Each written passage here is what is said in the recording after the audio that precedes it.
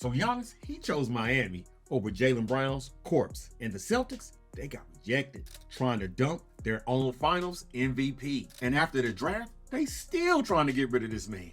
Brown is filet mignon in Boston. Let's get one thing straight right out the gate. Jaylen Brown, he is an alpha. He is a pure, unadulterated #1 option in a league full of betas pretending to be leaders. And how does the Boston Celtics organization reward the man who dragged their lifeless roster to a 56-win season? And the #2 seed, while their so-called franchise player, Jayson Tatum, was sitting on the bench in street clothes. They tried to trade him again. We all saw the news drop like a bomb. The Celtics aggressively pursued Giannis. They offered Jaylen Brown and 2 first-round picks. So think about the sheer audacity that the Celtics had to make that kind of a move. You take the guy who won you a championship in 24, the guy who's had the best season of his career, averaging nearly 29 points, 7 boards, and 5 assists. And you dangle him out there like bait for an aging, injury-prone superstar who just whined his way out of Milwaukee. And the worst part? The Bucks said no. They took Miami's package instead, leaving the Celtics looking foolish and leaving Jaylen Brown knowing exactly where he stands. He's always been expendable to them. If you think that this Giannis trade is an isolated incident, you haven't been paying attention. The Boston Celtics have been treating Jaylen Brown like a second-class citizen for his entire career. Let's look at the receipts because we're about to get into the mud today. Let me take you back to 2019. The Celtics were ready to ship him off to San Antonio for Kawhi Leonard. Now we're going to fast forward to 22, fresh off a final appearance. What does Brad Stevens do? He calls up the Brooklyn Nets, offers Jaylen Brown and Derek White, and a first-round pick for Kevin Durant. Brown, he had to sit down with the organization and swallow his pride, and then pretend like everything was fine. Then comes the ultimate slap in the face, the 24 Paris Olympics. Jaylen Brown literally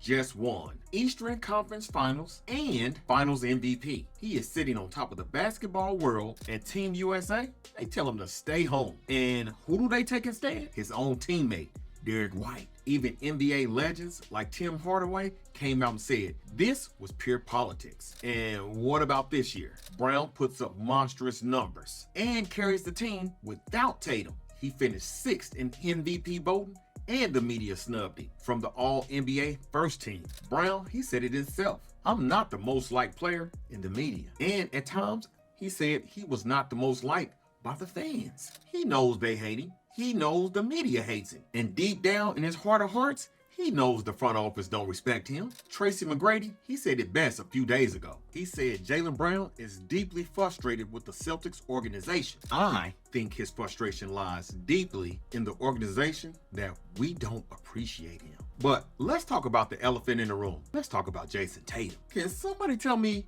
where is #0 been during all of this? The media is tearing his teammate apart, and the front office is actively trying to trade him. And Jayson Tatum is completely and utterly silent. Not a single tweet, not a single interview to defend his guy. Nothing. And you want to know why? It's because they not friends. They never were. Kendrick Perkins called this out perfectly. He said, I'm still waiting on Jayson Tatum to join Jaylen Brown's stream. Like Jayson Tatum, I'm done seeing him on a million podcasts, but I haven't seen him join Brown's, which shows me relationship off the floor, off the court, ain't what we think it is. Tatum, he likes to be the golden boy. He likes being the media darling. And Brown, he tired of living in the shadows. And when the Celtics got bounced in the first round this year, Brown went to Twitch, dropped a tweet that shook the entire organization. He called this season a season where they lost in the first round, but he was the undisputed #1 guy because Tatum was hurt his favorite season. He tripled down on it, then quadrupled down on it. Why? Because it was proof. It was proof that he was being held back by Jayson Tatum. It was also proof that when you give Jaylen Brown the keys to the franchise, he will produce MVP level numbers. He don't want to be a beta to Tatum's alpha. It's because he is an alpha. And how did the organization respond to Brown's frustration? Brad Stevens coldly told the media he ain't expressed those frustrations to me. Completely dismissive, completely arrogant. The disrespect, it has reached this boiling point. And Jaylen Brown is no longer staying quiet about it. After the Giannis trade fell through, Brown immediately jumped on Twitch and issued a direct, terrifying warning to the Celtics and everyone doubting him. Listen to his exact words. "I'm somewhat grateful because I get to see some negativity that I didn't want, but that just gives more fuel to the fire. I get to see some comment and some takes that I did not care to see. So to all the people that's doubting me, that want me to do this or want me gone or whatever, you're turning me into a monster.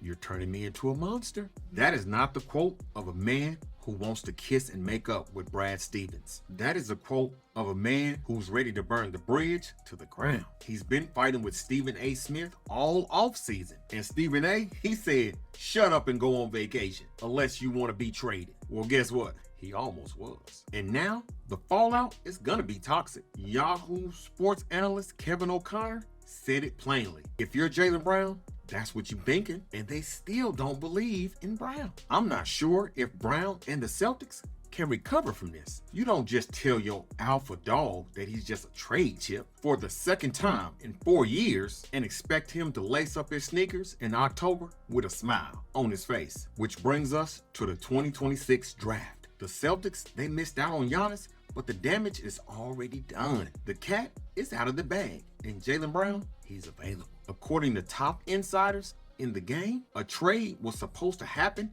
at the draft. Brian Windhorst just went on national television and said to expect a massive bidding war for Jaylen Brown. Shams confirmed that the Celtics are officially listening to offers and having hard conversations about the fallout. Bill Simmons, the ultimate Celtics homer, said he thinks it's a 50-50 shot that Jaylen Brown is even on the roster in October. If a team throws a massive package of draft picks of young talent at Brad Stevens, Jaylen Brown is gone. The Atlanta Hawks, they could bring him home. The Houston Rockets could pair him with Sangoon under his old coach Ime Udoka. The Clippers could make a desperation move as well. And honestly, Jaylen Brown, he should want out. Why stay in a city where the media hates you, the fans don't appreciate you, your co-star won't defend you, your general manager is always on the clock trying to trade you every time he sees a shiny new toy that becomes available? The Boston Celtics, to me, has made a catastrophic mistake. They tried to play God with their roster and instead alienated the heart and soul of their team. Jaylen Brown,